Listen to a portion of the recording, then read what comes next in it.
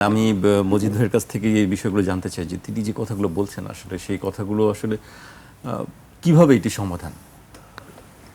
না, সিও মহোদয় যথার্থই বলেছেন। আমিও মনে করি প্রথম কাজ হচ্ছে আমার রুলস রেগুলেশনে কেন করে বেস বাড়ছে না বা ইয়ে হচ্ছে না, এটা বা বিনিয়োগ কেন প্রাইভেট বাড়ছে না বা বাড়াতে গেলে কী করতে হবে, সেখানে মেন হচ্ছে প্রথম কথাই হচ্ছে there should be consistency and continuity of the policy.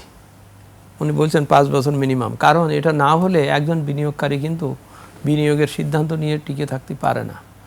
আর আপনি যদি বছর বছর এসআরও জারি করে আজকে বললেন ভ্যাট 15%, কালকে বলবেন 10, আরেকদিন বলবেন 12.5, হ্যাঁ আমি এখন শুনলাম আগামী বছর 35% ইনকাম ট্যাক্সের ইয়ে হবে। এরা পিস মিল সমালোচনা করার বিষয় না। বিষয়টা হচ্ছে you must have a very specific positive and pragmatic goal and objectives, and that has to be understood by everybody. এটা এরকম না যে আমি ফাইন মর্নিং সন্ধ্যেবেলা সকালবেলা বাজেট বক্তৃতায় আমি খালি কর বাড়িয়ে দিলাম এ করলাম, ওতে তো হবে না।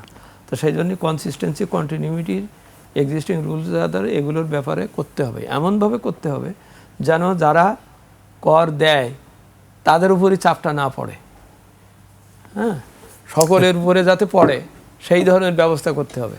তো সেইটা ব্যবস্থাটা কিভাবে, যেমন আমি যদি এটা করি, এটা নিয়ম এবং স্বতঃসিদ্ধ নিয়মও আছে যে এনবিআর টার্গেট ঠিক করবে কত, এবং সেখানে সে পরিষ্কার হিসেব দেবে যে আগামী বছর ওই যে উনি বলছেন 60,000 কোটি টাকা না কত কি বাড়ানো হবে বা ইত্যাদি, ওর হিসেব দিয়ে বলতে হবে যে আমি এই জায়গায় এই সম্পদ কর এত বাড়াবো বা এটা ইয়ে বাড়াবো, এই এতটা লোক নতুন করদাতা তৈরি করব, এতটা এ করবো। ওইটা লিস্ট ধরে যদি আমার সে টাকার হিসেবটা দেয় এবং সেটা যদি ঘোষণা করা হয়, তাহলে হবে কি ওরে পরে ধরা যাবে যে আপনি এই খাতে পারেননি কেন, আপনি তো এটা করার কথা ছিল, আপনি এটা করেননি কেন, এবং এবং এবং আপনি এটা ইয়ে করবেন।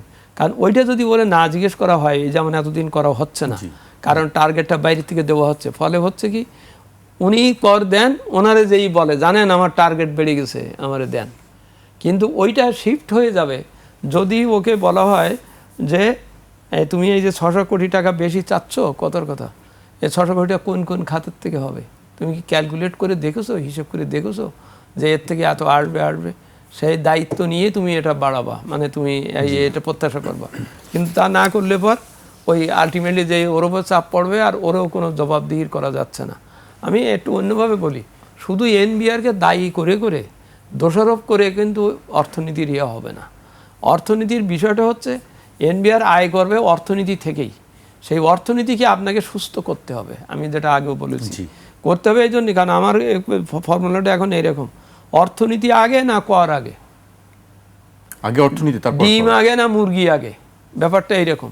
হ্যাঁ, আপনি অর্থনীতি ঠিক করেন, সুস্থ করেন, ব্যবসা বাণিজ্য হবে, মানুষের পার্চেসিং পাওয়ার ইত্যাদি এগুলো চলবে, তাহলে আপনি রেভিনিউ পাবেন। আপনি প্রথমেই রেভিনিউ পাওয়ার লোভে আপনি ওর ব্যবসাকে আরও খাটিয়ে দিয়ে ওরে আরও এত কঠিন করের হার বাড়িয়ে দিয়ে বা যেভাবে হোক আপনি দেবেন, তাতে তো উনি ব্যবসা করতে পারবেন না, আরও থেমে যাবেন। থেমে গেলে তো আপনি মোটেই কর পাবেন না। তো সুতরাং একটু করতে হবে, শিফট করতে হবে।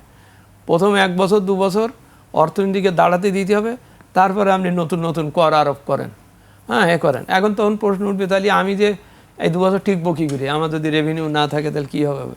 সেখানেই বলছি যে আপনি এখানে সুশাসন আনেন, স্বচ্ছতা আনেন। আপনি প্রচুর বড় বড় ইয়েতে ব্যয় করেছেন প্রচুর টাকা, হ্যাঁ যেমন আপনি খুব বড় বড় কোম্পানিকে বিদেশ থেকে আনার জিনিসকে আপনি কর রেয়াত দিয়ে দিছেন।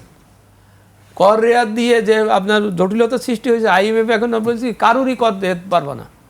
এই কথাটা ভেরি ভেরি কন্ট্রাডিক্টরি এবং অত্যন্ত দুঃখজনক যে ওই বড়রা কর ফাঁকি দিয়ে চলে গেছে, সেই টাকা আপনি আনতে পারেন নাই বা পাচ্ছেন না, এখন আপনি সকলের কর রেয়াত কমাই দিচ্ছেন, থামাচ্ছে। সকলের কর রেয়াত থামানো মানে কি, উনি যে সৎভাবে ব্যবসা করছেন, ওনার একটু যদি আমি করের রেয়াত ভালো করে দিতে পারতাম তাহলে উনি আরও ভালো করতে পারতেন, সেই সুযোগটাও আমি শেষ করে দিলাম, পারবো না। আমি একটু অন্যভাবে যাই। শ্রীলঙ্কান ইকোনমি 2022-23 সালে 20 সালের পরে যে পরিস্থিতিতে গিয়েছিল, সেটা কিন্তু ওই আইএমএফের বেশ কিছু শর্ত পালন করতে যেয়ে ওই যে তাদের কৃষি পণ্যের উপরে কী কী ইত্যাদি ইত্যাদি, তা করে যেয়ে তো শেষ পর্যন্ত একটা বড় ধরনের ধাক্কা তারা খেলো, গোতাবাইয়া চলে গেলেন, নতুন করে সরকার আসলো।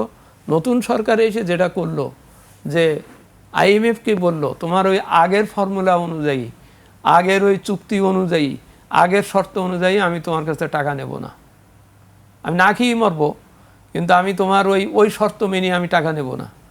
আমাকে তুলতে হবে ইকোনমিতে, তুলতে গেলে কি কি লাগবে তাতে তুমি আমার একটা বেল আউট করতে পারো, আমার কিছু পয়সা দাও বা ইয়ে করো, আমি তোমার সেই শর্ত মানবো না যে শর্ত দিয়ে আমি আমার ইকোনমি ঠিক করতে পারবো না। আমাদের এখানে যেটা হচ্ছে এটা খেয়াল করতে হবে যে 22 সালে বা 23 সালে আইএমএফের সাথে যখন চুক্তি করেছিল সে তো একটি পূর্ববর্তী একটা সরকার, পতিত সরকার কথার কথা, এবং তার সামনে এরকম বহু সমস্যা ছিল। সে ওইটা ভাবে নাই যে আমি এটা আসলে পূরণ করতে পারবো কিনা, এইসব শর্ত আমি পূরণ করতে পারবো কিনা, এটা সে তখন ভাবে নাই। সে ভাবিয়েছে আমি একটা চুক্তি করে ফেলি, টাকা নিতে হবে, চুক্তি করে ফেলি। সেই রকম ধরনের একটা অসম্মানজনক বলছে এই জন্যই জানে যে উনি এটা ইমপ্লিমেন্ট করতে পারবেন না, উনি বিদ্যুতের দাম না বাড়িয়ে পারবেন না, উনি গ্যাসের দাম না বাড়িয়ে পারবেন না, অথচ ওইগুলো মেনে নিয়ে তিনি করেছেন। তা করে সেটা যাও, সেই চ্যাপ্টার ইজ ক্লোজ। এই সরকারের বা অন্তর্বর্তীকালীন সরকারের সময়ে বা এখনও আমি মনে করি বাংলাদেশ অর্থনীতির স্বার্থে আইএমএফের সাথে রিভিউ করা দরকার যে আমি আপনার আগের ওই শর্ত মেনে, ও তো ওনারা নিয়েছিলেন, কোন দায়িত্বে নিয়েছিলেন, এইসব মেনেছিলেন, আমি তো এখন পারতেছি না, কারণ আমার এখন করের রেয়াত দিতে হবে, ছোটদের করের রেয়াত দিতে হবে, অনেক ইন্ডাস্ট্রিকে আমার তুলতে হবে, ও না তুললে আমি রেভিনিউ পাবো না।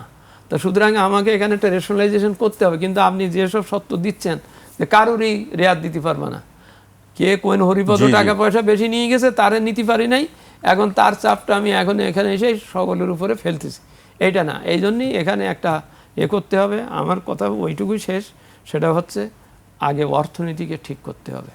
অর্থনীতি ঠিক করতে গেলে যা যা করা দরকার সেটা করতে হবে, then it will follow my other activities. G.